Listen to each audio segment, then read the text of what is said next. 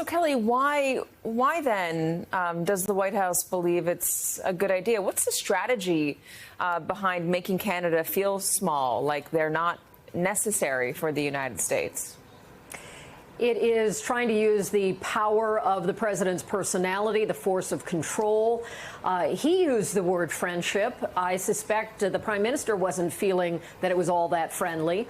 There were nice words exchanged. This was not a contentious meeting like some we have seen. But under the surface, there were certainly a number of insulting and perhaps diminishing or demeaning comments from the president to the U.S. ally that has been among the most dependable in the long relationship between the United States and Canada.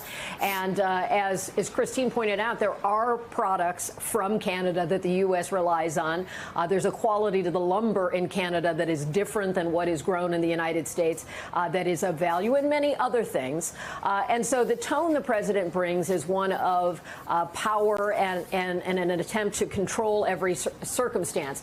And certainly he did that in talking about the business relationships between the United States and Canada, while also giving some room to Mark Carney, the new prime minister, acknowledging his good campaign, one that was largely fueled by pressure from Donald Trump toward Canada that Carney was able to deftly use to his advantage, and also deft as he used the real estate and turned that on its head to say the owners of Canada say it's not for sale. But here's what the president had to say in part of the discussion about trade between the U.S. and Canada.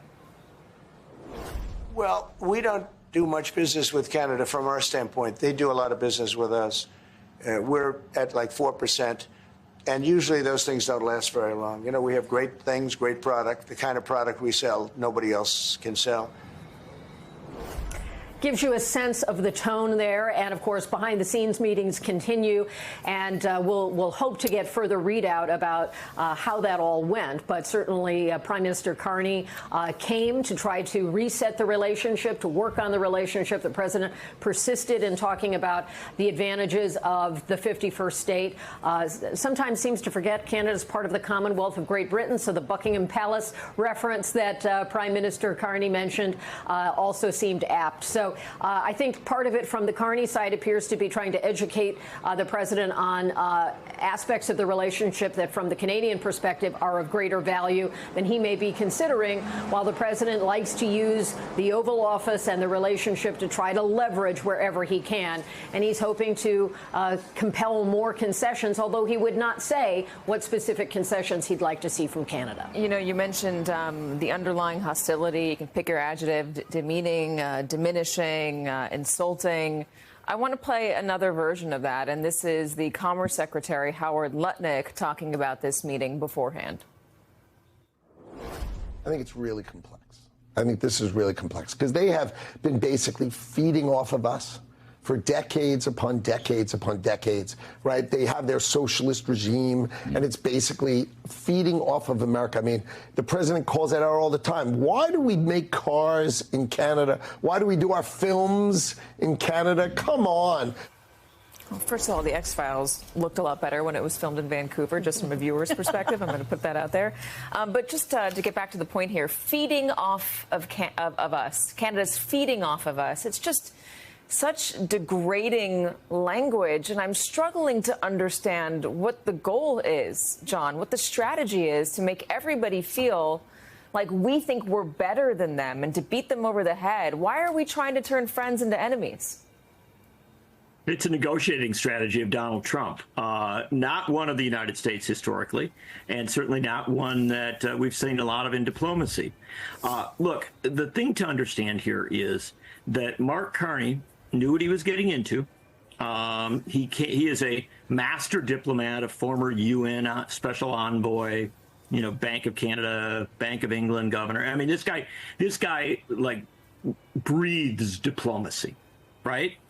And so he came very prepared to charm Donald Trump and with the discussion of real estate and things like that. But at the end of the day, Trump didn't move off that. Trump has a negotiating position, and it is to diminish, even when he's saying things that are absurd. When he was talking about how we don't do much business with Canada, I didn't look at Trump. I was watching Carney. And Carney, he was very subtle, again, very diplomatic, but you could see his eyes slightly roll and his head sort of shake. And you realize that for somebody who's a master diplomat, that's a, jaw drop moment, right? He recognized this was off kilter.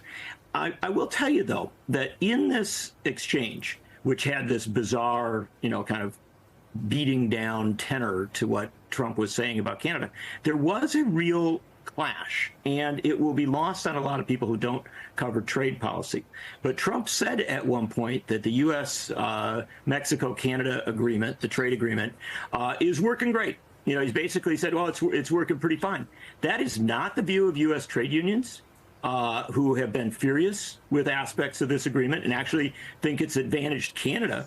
It is also not the view of the Canadians. And it was at that point, notably, that Mark Carney, even though it was a brief moment, came back and said, no, we're going to have to talk about this. We're going to have some real back and forth on this. And I think if you took the whole meeting and pulled everything else apart from it, right, including the 51st state talk, it was that moment where you actually heard the reality of what people are going to be struggling with over the next, few hours, few days, few months, few years. Let me ask you, Stephen, about one other thing that John mentioned, and this was the attitude of Mark Carney going into this, master diplomat, as he was saying. Why go in with so much flattery? He sounded to me a little bit like Keir Starmer. And, I mean, I'd argue, do you argue that Keir Starmer was successful in his Oval Office meeting by making sure that the UK only maintained, I believe, a 10% tariff? Is that a measure of success? Was that the strategy for Jay Carney? Mark Carney? No, I mean, I don't think there's really any strategy that you can have with Donald Trump. Like, it's just the ramblings of a mad king. You just have to delay and make sure that you state clearly that Canada is going to retain its sovereignty and that we're America's largest customer. I think Carney was hired in large part because countries that are sliding towards authoritarianism, like yours, tend to use foreign countries and conflicts with foreign countries as a pretext for their own power, and that's really what his job is going to be over the next 4 years. Is as America goes over the cliff in the bus, we have to jump out of that bus as fast as we can and as thoroughly as we can. And, Mark Carney, as former governor of the Bank of England and governor of the Bank of Canada, knows how to handle those emergencies as well as he can. So, I think he made his statements very clearly, and he did what he had to do. Stephen, let me ask you about the article you wrote for The Atlantic, and I sent this around to my friends. Just the very fact that it was published, I think, is surprising. That we can have a conversation that is serious about what a war with Canada would look like. Explain why it's no longer unthinkable. Well, because Donald Trump makes us think it, right? I mean, he talks about annexing us on a regular basis. I mean, somewhere around 2% of the American population actually want to do this. But, at this point in its history, the American people can obviously be convinced of anything, right? And already you see numbers of Republicans who consider Canada an enemy to be growing are. And, I think when countries are in constitutional crisis and when their legal system starts to fall apart, as America's legal system is falling apart, violence against neighboring countries is a very common, to me, it's very intimately tied with this talk about being a third-term president, right? That's out of the playbook of authoritarian governments around the world. And so, Canada really does need to think about protecting ourselves from the United States and making sure that we're not just a snack.